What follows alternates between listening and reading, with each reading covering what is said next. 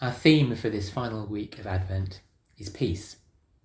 And within that, we're considering what Charles Wesley meant in his carol, Hark, the Herald Angels Sing, by the line, "Born to raise the sons of earth."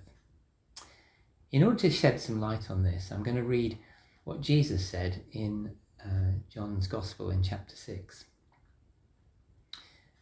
"My Father who sent me determined that I will not lose even one of those he has given me, and I will raise them up in the last day.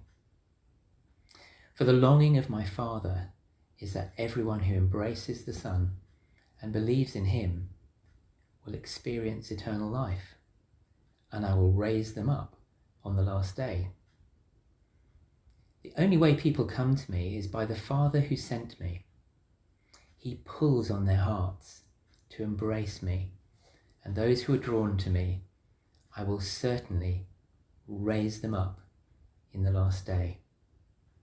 Eternal life comes to the one who eats my body and drinks my blood, and I will raise him up in the last day."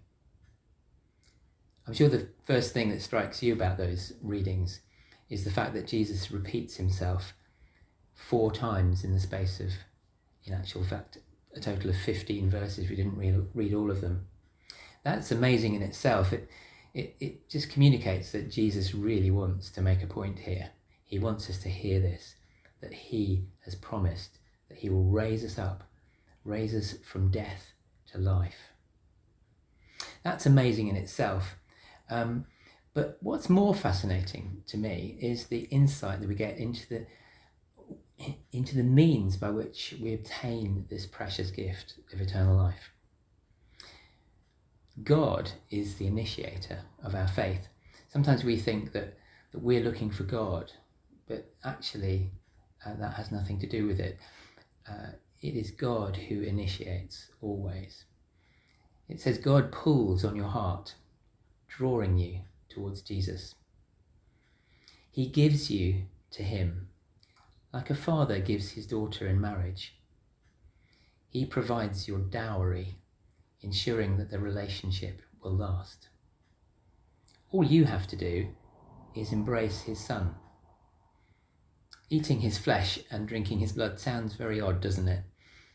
But it simply means taking into your life all that Jesus did for you, receiving the life, power, and virtue of all that Jesus is.